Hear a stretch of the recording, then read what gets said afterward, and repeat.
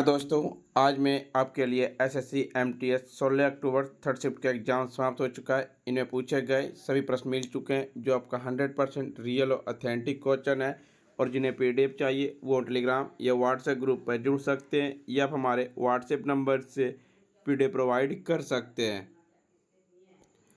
पहला प्रश्न था, अभिनव बिंद्रा का जन्म कहाँ हुआ था? तो अभिनव बिंद्रा का जन्म पंजाब के जीरकपुर में हुआ था। अभिनव बिंद्रा ने व्यक्तिगत स्वर्ण पदक जीतने वाले पहले भारतीय बनकर बीजिंग ओलंपिक में 2008 में जीते थे 10 मीटर एयर राइफल्स में, जिन्होंने 2008 ग्रीष्मकालीन ओलंपिक में उन सम्मानों को अर्जित किया।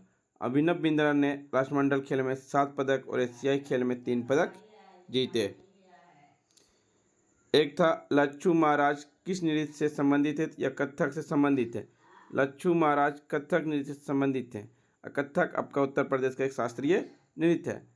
संगीत कथक की हिंदुस्तानी शैली पर आधारित विभिन्न शैलियों विभिन्न प्रकार के घराने से। लखनऊ घराना यह नवाब वाजिद अली खान के अधीन अपने चरम पहुंच गया। यह व्यक्ति और अनुग्रह को महत्व देता है। जयपुर घराना पहले भानु जी ने की प्रवाह, गति, लंबी लयबद्ध पैटर्न पर जोर दिया। रायगढ़ घराना राजा चक्रधर सिंह के संरक्षण में विकसित हुआ और टक्कर संगीत पर जोर दिया गया। बनारस घराना ये जानकी प्रसाद के द्वारा विकसित हुआ और फर्श वर्क का महान उपयोग और समरूपता पर विशेष जोर दिया गया। एक था, नागर शैली में मंदिर कौन सा नहीं है? तो नागर शैली में लिंगराज मंदिर जो शैली नहीं है। लिंगराज मंदिर आपका कलिंग शैली का मंदिर आपका है। ICGST 2023 एम की संशोधन के तहत पेश हुआ। साल 2023 में एकीकृत वस्तु सेवा में संशोधन के तहत online gaming, online money gaming और वर्चुअल डिजिटल संपत्ति से जुड़े प्रावधानों को शामिल किया गया। ऑनलाइन मनी गेमिंग में 28% की GST लगाने की सिफारिश की गई। विदेशी कंपनी द्वारा चलाए जा रहे ऑनलाइन मनी गेमिंग पर GST तय करने के लिए IGST अधिनियम 2017 का प्रावधान डाला गया। ऐसी संस्था को भारत में GST रजिस्ट्रेशन कराना जरूरी होगा। GST को 2016 के 101 संविधान संशोधन के नियम में पारित किया गया। GST का पूर्ण गुड एंड सर्विस टैक्स होता है। GST की 4 बुनियादी 5%, 12%, 18% और 8%। GST का आदर्श वाक्य है, one nation one tax one market. Bharat GST में 3 प्रकार के कर है, राज्य GST, केंद्र शासित प्रदेश GST और केंद्र GST और एकीकृत GST बिल राज्यसभा द्वारा 3 अगस्त 2016 को पारित किया गया। GST बिल लोकसभा को 8 अगस्त 2016 को पारित किया गया। 8 सितंबर 2016 को राष्ट्रपति द्वारा GST बिल पर हस्ताक्षर किए गए थे। GST लागू हुआ था 1 जुलाई 2017 को। लेख GST परिषद गठन अनुच्छेद 279A। GST परिषद के अध्यक्ष केंद्रीय वित्त मंत्री होती है। GST परिषद के प्रथम अध्यक्ष अरुण जेटली हैं। GST की अवधारणा पहली बार 2005 में लाई गई थी। पी चिदम्बरम के द्वारा प्रस्तुत किया गया था संसद में।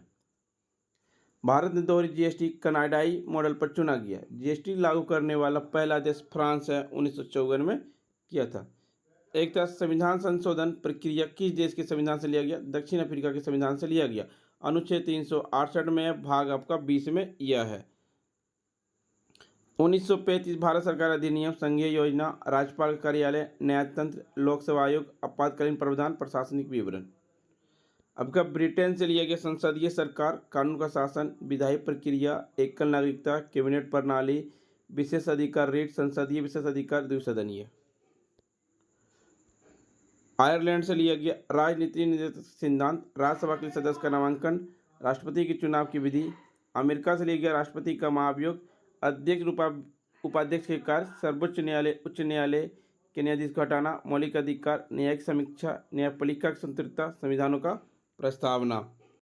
कनाडा देश लिया गया एक मजबूत केंद्र के साथ संघ, केंद्र में अवशिष्ट शक्तियों को निहित होना, केंद्र द्वारा राज्यों के राज्यपाल की नियुक्ति, सर्वोच्च न्यायालय सलाहकार, क्षेत्राधिकार। ऑस्ट्रेलिया से लिया गया समवर्ती सूची, व्यापार की स्वतंत्रता, वाणिज्य संभोग, संसद के दोनों सदनों की संयुक्त बैठक।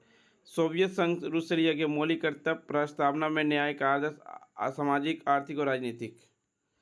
फ्रांस देश से लिया गया प्रस्तावना में गणतंत्र आदर्श, प्रस्तावना स्वतंत्रता का आदर्श, समानता का आदर्श, प्रस्तावना बंधुता का आदर्श। जर्मनी के विमर्श के लिए गया आपातकालीन के दौरान मौलिक अधिकार का निलंबन। एक था समुद्र के पानी अम्लीय किसके कारण होता है? समुद्र का पानी अम्लीय कार्बन डाइऑक्साइड के कारण होता है। नदियाँ अपनी खनिज और लवण लाती है। ज्वालामुखी विस्फोटों से निकलने वाली खनिज और लवण भी समुद्र में जमा हो जाते हैं। समुद्र के नीचे की मिट्टी और चट्टानों में बहुत नमक होता है जो हमेशा ऊपर के पानी में घुलता रहता है। संविधान बनते समय देश के साथ किस भारत शासन अधिनियम से लिया गया? अधिनियम 1935 के तहत लिया गया। इस अधिनियम ने प्रांतीय द्विशासन प्रणाली को खत्म कर दिया और केंद्र में द्विशासन प्रणाली की स्थापना की। इस अधिनियम ने केंद्र और राज्य के बीच शक्तियों का बंटवारा किया। इस अधिनियम ने दलित जातियों, महिलाओं और मजदूरों वर्ग के लिए अलग से चुनाव की व्यवस्था की गई। इस अधिनियम ने मताधिकार का विस्तार किया। इस अधिनियम ने भारतीय रिजर्व बैंक की स्थापना की। इस अधिनियम संग लोक सेवा आयोग, प्रांतीय सेवा आयोग, दो या ज़्यादा राज्यों के संयुक्त सेवा आयोग स्थापना।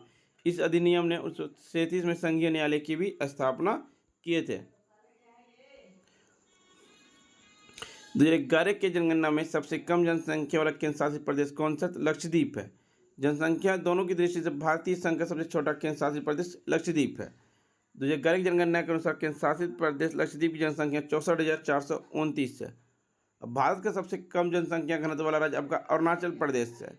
2011 की जनगणना के अनुसार अरुणाचल प्रदेश का घनत्व 17 व्यक्ति पर किलोमीटर। सर्वाधिक घनत्व वाला राज्य आपका बिहार है, 1106 व्यक्ति। सर्वाधिक आबादी वाला राज्य उत्तर प्रदेश, सबसे कम आबादी वाला राज्य सिक्किम, सर्वाधिक साक्षरता वाला राज्य आपका केरल, सबसे कम साक्षरता वाला राज्य बिहार, सबसे नगरीकृत राज्य गोवा, सबसे कम नगरीकृत वाला गांव वाला राज्य हिमाचल प्रदेश, सबसे अधिक हिंदू आबादी वाला राज्य आपका हिमाचल प्रदेश, सबसे कम हिंदू वाला राज्य मिजोरम। किसे हरित शैवाल भी कहा जाता है? क्लोरोफाइसेस को हरित शैवाल कहा जाता है। समूह क्लोरोफाइसेस, क्लेमाइडोमोनास, वैज्ञानिक नाम क्लेमाइडोमोनास है। फाइलम क्लोरोफाइटा, उच्च वर्गीकरण क्लेमाइडोमोनाडिसिया श्रेणी जींस है। रुक्मणी देवी अरुण किस लोक नृत्य से संबंधित है? भरतनाट्यम से। रुक्मणी देवी अरुण एक भारतीय नृत्यांगना और कोरियोग्राफर थी। उन्होंने भरतनाट्यम में भक्ति भाव भरा और नृत्य की अपनी परंपरा शुरू की। उन्होंने भरतनाट्यम को अपनाया और मंच पर प्रस्तुत किया जब 1920 के दशक में लोग इसका विरोध करते थे। रुक्मणी देवी अरुंडले रामायण पर आधारित भरतनाट्यम श्रृंखला प्रस्तुत की है। उन्होंने पुरानी भारतीय कला और शिल्प को बहाल करने की मांग की है। रुक्मणी देवी अरुंडले को 1956 में पद्म भूषण से सम्मानित किया गया। 1967 में संगीत नाटक अकेडमी फेलोशिप मिली थी। रुक्मणी देवी अरुंडले भारतीय इतिहास की पहली महिला थी जो राज्यसभा के लिए चुनी गई थी 1956 में। इंडिया टुडे ने उन्हें 100 लोगों से एक नामित किया जिन्हें भारत को आकार दिया था। 2011 की जनगणना के अनुसार भारत आए विदेशों में श्रीलंका से कितने प्रतिशत लोग आए थे? 2001 की जनगणना के अनुसार विदेश से और प्रवासी से श्रीलंका आए लोगों कुल विदेशी प्रवासियों 3% था। इसका राइट आंसर कितना? 3%। निम्नलिखित में से कौन सा महोत्सव नहीं है? तो गांधी जयंती महोत्सव नहीं है। 30 जनवरी को महात्मा गांधी पुण्यतिथि का प्रतीक है। 30 जनवरी 1948 को बिरला हाउस में शाम की प्रार्थना के दौरान नाथूराम गोडसे ने महात्मा गांधी को गोली मारकर हत्या कर दी। भारतीय शहीदों के सम्मान में सुबह 11 बजे पूरे देश में 2 मिनट का मौन रखा जाता है। शहीद दिवस 23 मार्च को मनाया जाता है, जिस दिन भगत सिंह, शिवराम, राजगुरु, सुखदेव सिंह थापर को फांसी दी गई थी। 20 अप्रैल दिवस 4 जनवरी को, 6 जनवरी युद्ध अनार्थों का 20 दिवस, 8 जनवरी को अफ्रीकी राष्ट्रीय कांग्रेस स्थापना दिवस, 9 जनवरी प्रवासी भारतीय दिवस, 11 जनवरी को लाल बहादुर शास्त्री जी की पुण्यतिथि, 12 जनवरी को राष्ट्रीय युवा दिवस, 15 जनवरी को भारतीय सेना दिवस, 23 जनवरी को नेताजी सुभाष चंद्र बोस दिवस, 24 जनवरी को राष्ट्रीय बालिका दिवस, 25 जनवरी को राष्ट्रीय मतदाता दिवस, राष्ट्रीय पर्यटन दिवस, 26 जनवरी को गणतंत्र दिवस, अंतर्राष्ट्रीय सीमा शुल्क दिवस, 28 जनवरी को लाला लाजपत राय की जयंती और 30 जनवरी को शहीद दिवस, 20 कृष्ण उन्मूलन दिवस। धम्म संस्कृत शब्द का एक शब्द है, पाली का। धम्म संस्कृत शब्द का एक प्राकृतिक शब्द भी है, याद रखिए। धम्म का अर्थ है धर्मी जीवन और धर्म के मार्ग पर चलने से आत्मा को मुक्ति हो जाएगी। कलिंग युद्ध के बाद अशोक अपने सीरियलों के अनुसार धम्म में शामिल हो गया था। यहाँ धम्म का अर्थ बौद्ध धर्म से लिया गया और जल्द ही बौद्ध धर्म के अनुयायी बन गए। उन्होंने युद्ध को त्याग दिया और धर्म के प्रसार के लोगों को जीतना चाहते थे। उनके अभिलेखों में दृष्टिकोण परिवर्तन देखा जा सकता है। पाली एक प्राचीन भाषा है जिसमें गौतम बुद्ध ने उपदेश दिया और प्राचीन बौद्ध धर्मग्रंथ इसी भाषा में लिखे गए। प्राकृतिक कई क्षेत्रीय भाषा का समान नाम है जो मध्य युग की भारतीय भाषा में विकसित हुई और उन भाषाओं में रचित ग्रंथों को सामूहिक रूप से प्राकृत साहित्य कहा जाता है। संस्कृत भारतीय उपमहाद्वीप की एक भाषा है। संस्कृत एक भारत आर्य भाषा भारत है जो भारत यूरोपीय भाषा परिवारों की एक शाखा है। स्त्री पुरुष तुलना नामक से एक पुस्तक प्रकाशित किसने किया? ताराबाई शिंदे ने। 1880 के दशक कई महिलाओं ने समाज महिलाओं के स्थान पर अपने रचनात्मक विचार लिखना और प्रकाशित करना शुरू कर दिया। पुणे में घर पर शिक्षित एक महिला ताराबाई शिंदे ने पुरुष और महिलाओं के बीच सामाजिक अंतर की आलोचना करते हुए एक पुस्तक स्त्री पुरुष तुलना महिलाओं और पुरुष के बीच एक तुलना प्रकाशित किया। स्त्री पुरुष तुलना वर्ष 1882 में प्रकाशित हुई और इसे भारत में पहली नारीवाद पुस्तक माना जाता है। ताराबाई शिंदे भारत में पुरुष प्रधान सामाजिक व्यवस्था को जाति व्यवस्था पर सवाल उठाया था। पंडित रमाबाई एक समाज सुधारक और कार्यकर्ता था जिन्होंने विधवाओं और असहाय महिलाओं की सेवा की। उन्होंने 1881 में आर्य महिला सभा की स्थापना की जो सबसे पहले नारीवाद संगठन था। पंडित रमाबाई 1889 में मुक्ति मिशन की स्थापना की। इसने प्रत्येक लोगों को आवास, शिक्षा, व्यावसायिक प्रशिक्षण, चिकित्सा सेवाएं प्रदान की थी। सावित्रीबाई फुले उनके पति ज्योतिबाई फुले किया था ताकि वह पुणे में अपने स्कूल की लड़कियों को पढ़ा सके। वह सत्शोधक समाज की सक्रिय सदस्य थी। उन्होंने अछूत लड़कियों के लिए एक स्कूल भी खोला। ईश्वरचंद विद्यासागर पंडित ईश्वरचंद विद्यासागर बंगाल के एक महान विद्वान और सुधारक थे।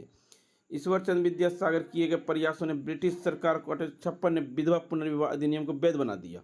उन्होंने जीवन चरित्र, उपकर्मणिका, कौथलमाला, पंचविंशति आदि कई पुस्तकें लिखी है। CH3OH कैसी रचना है? मेथनॉल रचना। मेथनॉल एक कार्बनिक यौगिक, इसमें कार्बन परमाणु होता है जो 3 हाइड्रोजन परमाणु CH3 एक हाइड्रोक्सी OH समूह से जुड़ा होता है। मेथनॉल को मिथनाइल वुड अल्कोहल या वुड स्प्रिट भी कहा जाता है। यह सबसे सरल अल्कोहल होता है। यह हल्का, वाष्पशील, रंगीन, ज्वलनशील द्रव्य होता है। इनकी गंध एथेनॉल जैसी होती है। मेथनॉल अत्यंत विषैला होता है जो और पीने के लिए बिल्कुल अनुपयुक्त होता है। इसका उपयोग एंटीफेज, विलायक, ईंधन आदि के रूप में होता है। यह बायोडीजल के उत्पादन में भी उपयोग होता है। फ्रेंड्स, आपको वीडियो पसंद आई हो तो लाइक, शेयर, सब्सक्राइब जरूर करें। वीडियो पाने के लिए आप हमारे टेलीग्राम या व्हाट्सएप ग्रुप पर जुड़ सकते हैं। डिस्क्रिप्शन लिंक दे दिया गया। मिलते हैं नेक्स्ट वीडियो में। जय हिंद, जय